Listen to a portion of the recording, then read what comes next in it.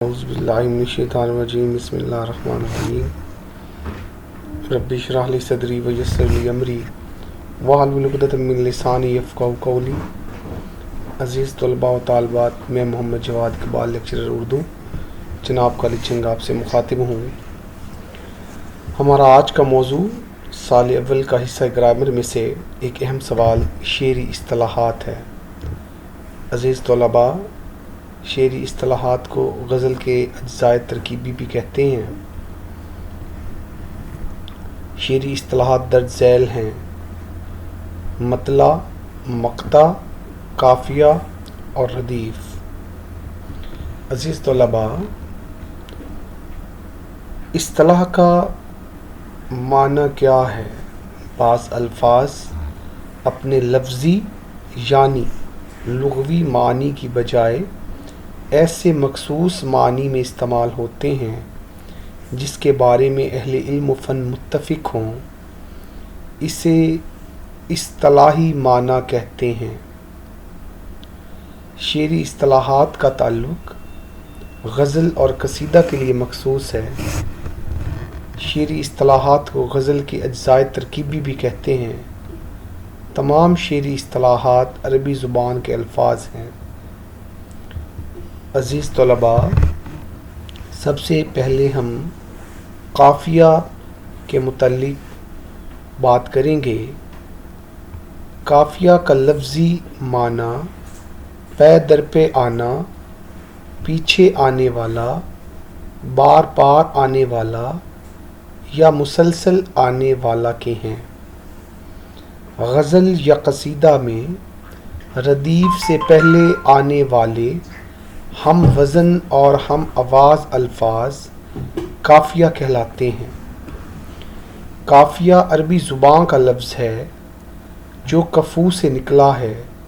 قافیہ کی جمع قوافی ہے۔ قافیہ کے لیے ہم آواز ہونا ضروری ہے، ہم وزن ہونا ضروری نہیں۔ جس سر کو غرور آج ہے یہاں تاج وری کا، کل اس پہ یہیں شور ہے پھر نوحہ گری کا۔ عزیز طلباء، سال اول میں پہلی غزل کا پہلا شعر میں نے ابھی پڑھا ہے۔ یہ میر تقی میر کی غزل کا پہلا شعر ہے جس میں تاجوری اور نوحہ گری دو الفاظ قافیہ استعمال ہوئے ہیں۔ اب ہم اس غزل کے قوافی کو دیکھتے ہیں۔ شعر نمبر 1 میں تاجوری اور نوحہ گری، شعر نمبر 2 میں سفری، شعر نمبر 3 میں بیداد گری، شعر نمبر 4 میں شیشہ گری اور شعر نمبر 5 میں چراغی سحری قافیہ الفاظ ہیں۔ عزیز طلباء، میں نے تمام قافیہ الفاظ کو نیلا رنگ دیا ہے جو کہ آپ واضح طور پہ دیکھ رہے ہیں۔ اب ہم شعری اصطلاحات میں دوسری اصطلاح کی طرف آتے ہیں جس کا نام ردیف ہے۔ ردیف کا لغوی معنی گھڑ سوار کے پیچھے بیٹھا ہوا شخص ہے۔ اصطلاحی معنوں میں ردیف وہ لفظ یا الفاظ کا مجموعہ جو غزل یا قصیدہ میں شعر کے آخر میں مستقل آئے ردیف کہلاتا ہے۔ عزیز طلباء، ردیف عربی زبان کا لفظ ہے۔ جس غزل میں ردیف ہو اسے مردف کہتے ہیں، جبکہ جس غزل میں ردیف نہ ہو اسے غیر مردف غزل کہتے ہیں۔ ردیف غزل کے لیے ضروری نہیں ہے جبکہ قافیہ غزل کے لیے ضروری ہے۔ عزیز طلباء، میر تقی میر کی پہلی غزل میں ردیف دیکھتے ہیں۔ اس غزل کا ردیف کا ہے۔ کا کا لفظ جس کو میں نے سبز رنگ دیا ہے، ہر شعر میں काफिया के बाद आने वाला लफ्ज़ रदीफ़ है। अज़ीज़ तलबा, ज़रूरी नहीं है कि रदीफ़ एक लफ्ज़ हो। रदीफ़ एक से ज़ायद अल्फाज का मजमुआ भी हो सकता है। इसके बाद हम आते हैं अपनी अगली इस्तिलाह की तरफ। इस इस्तिलाह का नाम है मतला, जिसके लुग़वी माना तलू होने की जगह या मकाम के हैं या निकलना के हैं। इस्तिलाही मानों में गज़ल या कसीदे का पहला शेर मतला कहलाता है।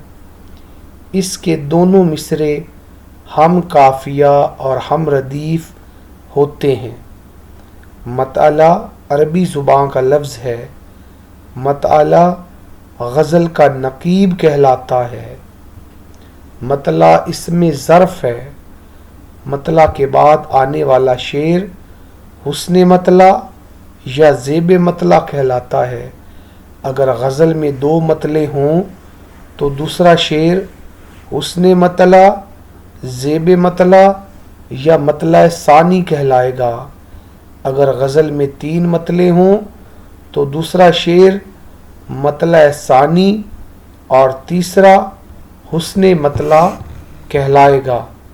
अज़ीज़ तलबा, अब हम मीर तकी मीर की पहली गज़ल का मतला देखते हैं।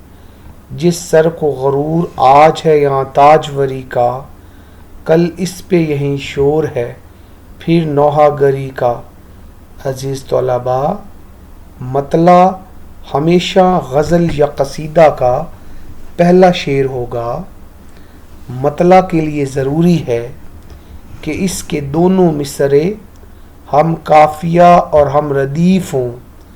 अगर गज़ल गैर मुरद्दफ़ होगी तो मतला के लिए ज़रूरी है कि इसके दोनों मिसरे हम काफिया हों। अज़ीज़ तलबा, अब हम साल अव्वल में मोमिन ख़ान मोमिन की दूसरी गज़ल देखते हैं, जहाँ से हमें हुस्ने मतला, मतला सानी और ज़ेबे मतला के मुतल्लिक़ आगाही हासिल होगी। दूसरी गज़ल का पहला और दूसरा शेर मैं पढ़ता हूँ। ठानी थी दिल में अब न मिलेंगे किसी से हम, पर क्या करें कि हो गए नाचार जी से हम। अज़ीज़ तलबा, पहला शेर इस गज़ल का मतला है और इस गज़ल के मतला के बाद आने वाला दूसरा शेर, जिसके दोनों मिसरे हम काफिया और हम रदीफ़ हैं, हुस्ने मतला, ज़ेबे मतला या मतला सानी है। हंसते जो देखते हैं किसी को किसी से हम, मुँह देख देख रोते हैं किस बेकसी से हम। अज़ीज़ तलबा, अक्सर औक़ात मतला सानी, हुस्ने मतला और ज़ेबे मतला के मुतालिक अबहाम या शक व शुबा रहता है। इस अबहाम और शक को दूर करने के लिए एक नुक्ता ज़हन नशी कर लें। अज़ीज़ तलबा, जिस गज़ल में तीन मतले होंगे उस गज़ल का दूसरा मतला मतला सानी, जबकि आखिरी मतला हुस्ने मतला कहलाएगा। जिस तरह हमारे सामने मोमिन ख़ान मोमिन की दूसरी गज़ल है, इसमें सिर्फ दो मतले इस्तेमाल किए गए हैं, इसलिए दूसरा मतला मतला सानी, हुस्ने मतला या ज़ेबे मतला कहलाएगा। अज़ीज़ तलबा, अब हम अगली इस्तिलाह की तरफ आते हैं, जिसका नाम है मक़ता। मक़ता का लुग़वी माना काटने का मकाम या क़ता करना के हैं। اصطلاحی معنوں میں غزل یا قصیدے کا آخری شعر جس میں شاعر اپنا تخلص استعمال کرتا ہے مقطع کہلاتا ہے۔ مقطع عربی زبان کا لفظ ہے۔ آخری شعر میں شاعر اگر اپنا تخلص استعمال نہ کرے تو اسے آخری شعر کہتے ہیں۔ عزیز طلباء، غزل نمبر 1 میں مقطع درج ذیل ہے۔ ٹک میر جگر سوختہ کی جلد خبر لے، کیا یار بھروسہ ہے چراغ سحری کا۔ عزیز طلباء، اس میں میر تقی میر کا تخلص میر استعمال ہوا ہے، تو غزل یا قصیدے کا آخری شعر مقطع کہلاتا ہے، جہاں پہ غزل قطع ہو جاتی ہے، اختتام پذیر ہو جاتی ہے۔ اگر شاعر آخری شعر میں اپنا تخلص استعمال نہیں کرے گا تو وہ شعر مقطع نہیں کہلائے گا، بلکہ وہ شعر غزل کا آخری شعر کہلائے گا۔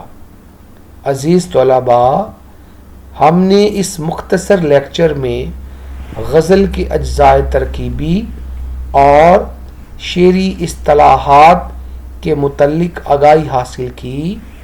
امید ہے کہ آپ کو میرے اس مختصر لیکچر میں شعری اصطلاحات کے متعلق پتہ چل گیا ہوگا۔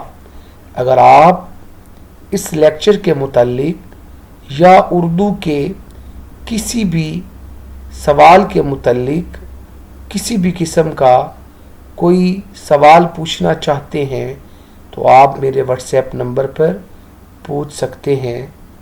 اللہ تعالیٰ آپ سب کو اپنی حفظ و امان میں رکھے۔ اپنا خیال رکھیے گا، دعاؤں میں یاد رکھیے گا۔ فی امان اللہ۔